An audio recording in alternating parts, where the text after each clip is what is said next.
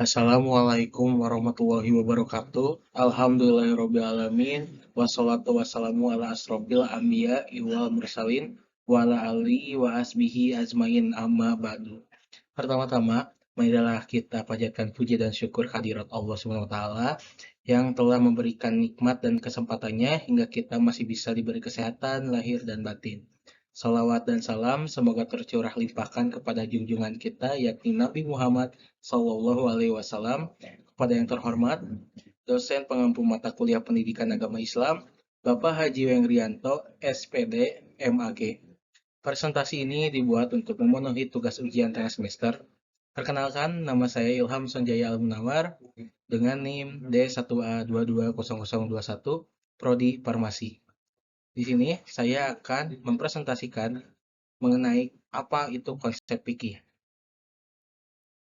Sebelum kita masuk ke materi yang akan saya sampaikan, terlebih dahulu kita harus tahu konsep fikih dalam Islam itu seperti apa. Kata fikih adalah bentuk dari kata fikun yang berarti menghendaki. Ilmu fikih merupakan salah satu bidang keilmuan yang membahas persoalan hukum atau aturan yang terkait dengan berbagai aspek kehidupan manusia, baik menyangkut individu, masyarakat, maupun hubungan manusia dengan penciptanya. Fikih adalah pengetahuan manusia tentang hak dan kewajibannya.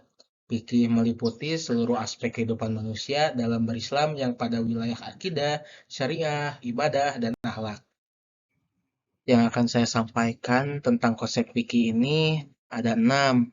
Yang pertama, pengertian fikih, syariah, dan hukum Islam. Yang kedua, pembagian fikih. Yang ketiga, tujuan, fungsi, dan peran hukum Islam. Yang keempat, sumber dan dasar hukum Islam. Yang kelima, kaidah fikih dan kaidah usuliyah.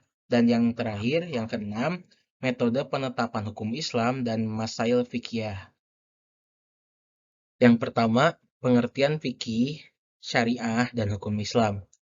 Fikih secara bahasa berarti pemahaman, al-fahmud, dan secara harfiah, fikih ialah pemahaman yang mendalam. Fikih secara terminologis yaitu merupakan ilmu yang mendalami hukum Islam yang diperoleh melalui dalil di Al-Quran dan hadis. Fikih merupakan ilmu yang membahas kehidupan manusia sehari-hari. Syariat Islam, yakni berisi hukum dan aturan Islam, adalah hukum agama yang membentuk bagian dari tradisi Islam.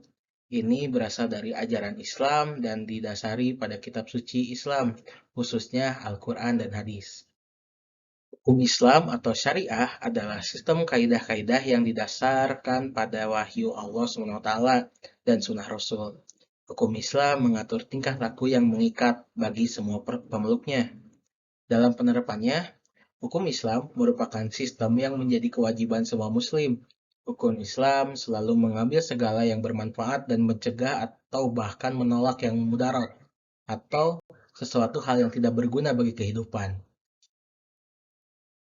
Hukum Islam bertindak sebagai pedoman hidup yang harus dipatuhi oleh semua muslim, termasuk sholat, puasa, dan sedekah ya kepada orang yang miskin.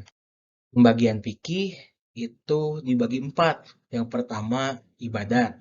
Yang kedua, muamalat. Yang ketiga, munakahat. Dan yang terakhir, yang keempat, jinayat. Yang pertama, ibadat.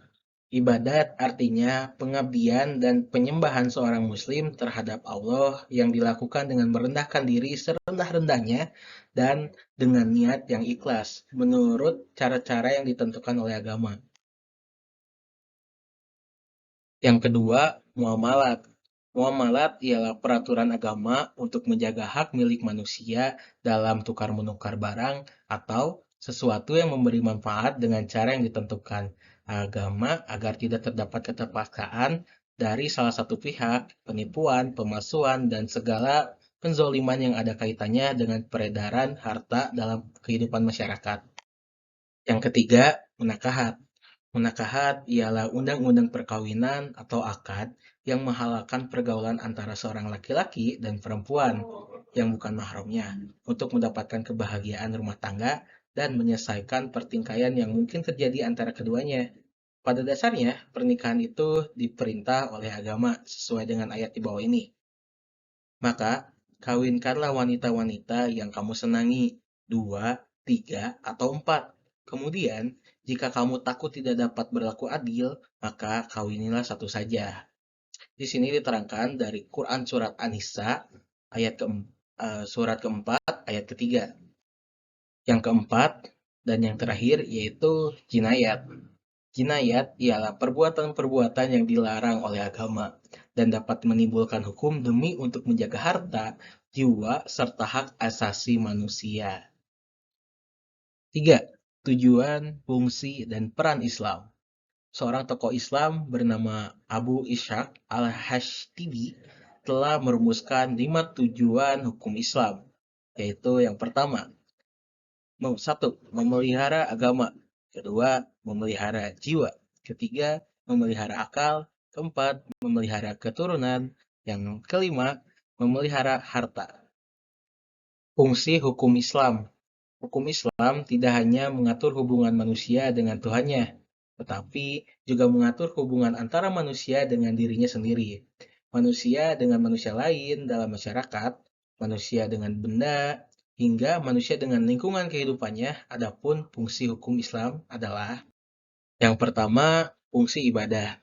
Hukum Islam adalah ajaran Allah yang harus dipatuhi umat manusia, dan kepatuhannya merupakan ibadah yang sekaligus juga merupakan indikasi keimanan seseorang. Contohnya, melaksanakan sholat, puasa, zakat, dan melakukan kegiatan yang didasari ibadah. Yang kedua, fungsi amar ma'ruf nahi munkar.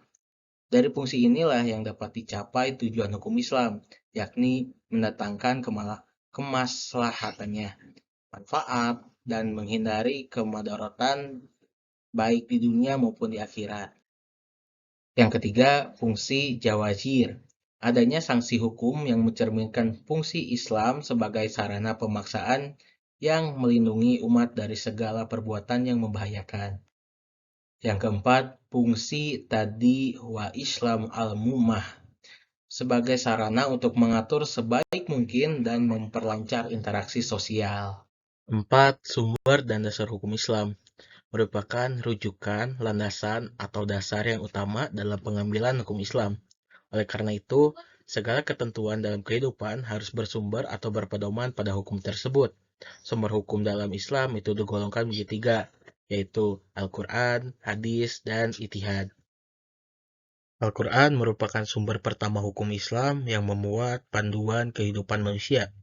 Hadis merupakan sumber hukum Islam setelah Al-Quran yang berisi perkataan, perbuatan, dan ketetapan Nabi Muhammad SAW. Ijtihad digunakan untuk menetapkan suatu hukum Islam yang belum disebut secara tegas dalam Al-Quran dan hadis. Akan tetapi, harus memenuhi kaidah berijtihad dan tidak boleh bertentangan dengan Al-Quran dan hadis. Yang kelima, kaidah fikih dan kaidah usuliyah. Kaidah fikih merupakan metode penerapan atau penetapan hukum Islam yang dapat dijadikan pijakan untuk menerapkan hukum Islam dalam berbagai macam konteks, serta menyelesaikan permasalahan hukum yang muncul akibat perkembangan dan perbedaan kehidupan masyarakat. Kaidah usuliyah merupakan sarana untuk melakukan istibat hukum syara' yang bersifat amaliyah.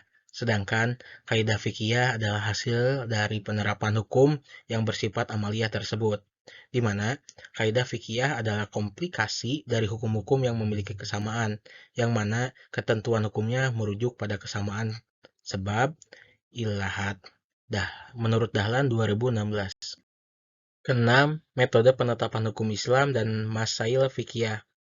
Metode penetapan hukum Islam yang berkembang pesat adalah istibahi dalam bentuk qiyas, ijtihad, masyalah mursalah dalam lainnya yang dikenakan dalam literatur ilmu usul al-fiqh. Metode tersebut secara histori telah cukup efektif dalam menyelesaikan masalah hukum yang terjadi dalam masyarakat, namun tetap menyisakan metodologis masalah. Masail fikih adalah salah satu yang terkait dengan fikih.